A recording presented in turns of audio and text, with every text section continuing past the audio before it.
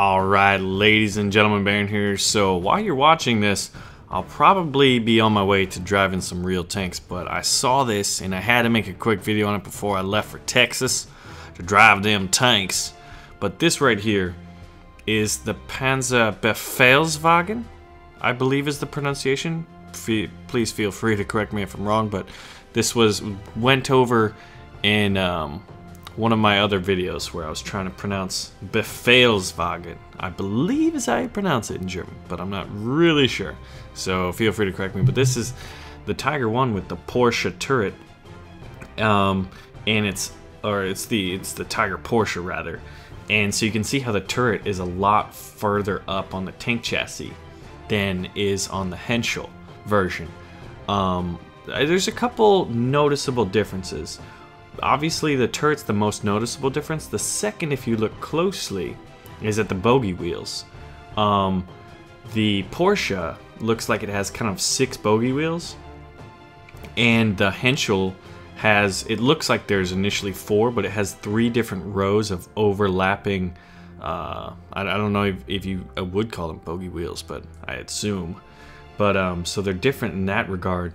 And then another one is that you'd have to see the tank x-ray to truly get an idea of what it looks like, is that the Porsche Tiger prototype has a hybrid gasoline and electric drive, so it's a lot more complex, which is kind of crazy. But if you look at the front of this bad boy, you're gonna notice something. It's got some extra armor plated on the front of the hull, you know, right in the top and lower hull sections. You can see how it's bolted on, so it's going to have extra armor. You can really notice it with the hull mounted machine gun, how you can kind of see there's the extra millimeters of thickness, and I believe that means this thing has 200 millimeters of frontal armor in those sections, so that could be pretty interesting. Now what's interesting about it is it's a Panzerbefehlswagen, right? So it's a command tank, and you can see the radio antennas in the back of the tank chassis right now. Now I'm not sure if that'll ever come into play, you know, if it actually has it will do anything, but it's kind of cool that only one of the Porsche Tigers was actually used, and it was actually used as a command tank. Only one, and it was up armored just like it is in these pictures, which is pretty cool. Like, that's piece of history in a way. Plus it's the Tiger Porsche, you know, something that's unique in a way. So I'm a fan, obviously, you know me. But I think it's kind of cool. It's going to be a premium tank, and it kind of goes to what I've been talking, a huge theme for me, if you're new, is talking about premium planes and tanks that War Thunder uses. This is another move in the right direction. I'm a huge fan of this being one of the premiums. First of which, it's a very iconic tank. Everybody wants to drive a Tiger tank. I think it's the most iconic tank. When people were thinking, oh man, I'm going to get to drive World War II tanks, I think the first one people think of is the Tiger, and I would guess that the second would be the T-34. Probably the 2 most iconic tanks of World War II, and that is obviously subject to much debate, so feel free to debate that. But I'm glad that they have it, but it's different than the Tiger we already have, so it's not like a reskin in a way. It is different. It's got a number of different components. I think the big ticket will be when you do the x-ray and see how there's like a difference on the inside.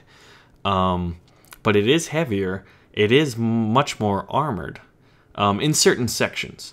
So I think that's kind of cool. I like that as an idea for a premium.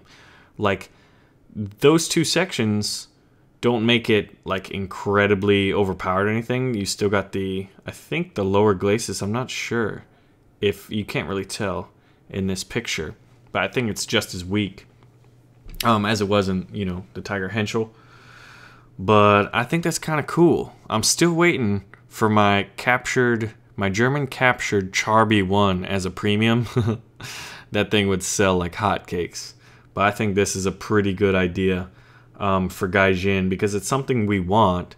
It's a win-win. It feeds the fans and it feeds the developers, you know. So And something kind of cool about this, if you weren't aware, is that over 100 Porsche chassis were built, and since only one went into actual use as like the Tiger and as this Befehlswagen, the command tank, the rest were used to make Ferdinands and Elephants, which are these beastly tank destroyers you're going to become quite familiar with at the higher tiers because everyone loves to play them. Anyway, ladies and gentlemen, my name is Baron. Thought you'd find this interesting. Make sure to pull the trigger on the like button, and I'll see you soon.